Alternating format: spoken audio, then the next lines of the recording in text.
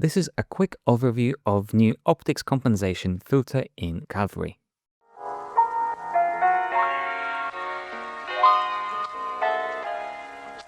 So one thing that I was missing in Cavalry was a way to simulate a lens curvature. And now we can do this easily with a single filter. So let me show you how it works. I'm going to create a simple duplicator layout using grid mode, and let's just make it slightly bigger, populate it with a number of copies, and this should help us visualize how this filter works. So once you install it, you'll be able to find it in your filters list. Click on it and you're good to go. So essentially, this filter allows us to simulate the curvature of the lens all the way to extremes, which will force this image to fold onto itself. So I'm going to push it to maybe around 90, and we can reverse it as well. Like this. And you might notice that some of my spheres are being cut off, which is okay because we can expand it, the extra padding, to prevent any cutoff. So this is a pretty cool filter if you want to style your animations, and then if you want to add a little bit of distortions around the edges. So we've got a few more controllers. We have a different way of simulating the lens distortion.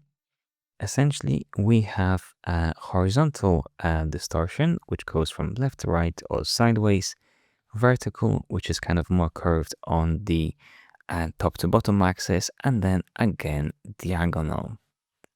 So we'll look at them in a second. And finally, we've got the view center. So if I add a null to this layer, I can further customize the look of this filter and essentially distort my layer from this point. And finally, we've got option for anti-aliasing.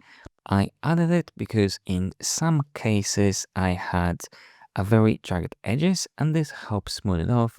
You might not see much difference in most examples, so you can leave it at 2 or turn it off completely. And the last thing to do is to look how field of view orientation looks like in practice and how it affects our image. So I prepared a simple comparison scene. So the way the scenes are set up is that I have a null over here and my little ellipse, super ellipse shape that will indicate where the null is at any given time, and the null moves on the edge of this path. And in this case, I'm simply using field of orientation and changing the view center. And the same thing happens with all the other examples, except that I changed the orientation to horizontal here, vertical and diagonal. So when I press play, you will notice how some of the circles are distorted in slightly different way, depends on the position of our little indicator.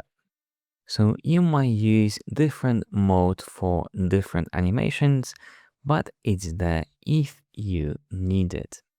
So hopefully this will give you an option to make more interesting animations in Cavalry, and it will be useful in your projects. Thanks for watching.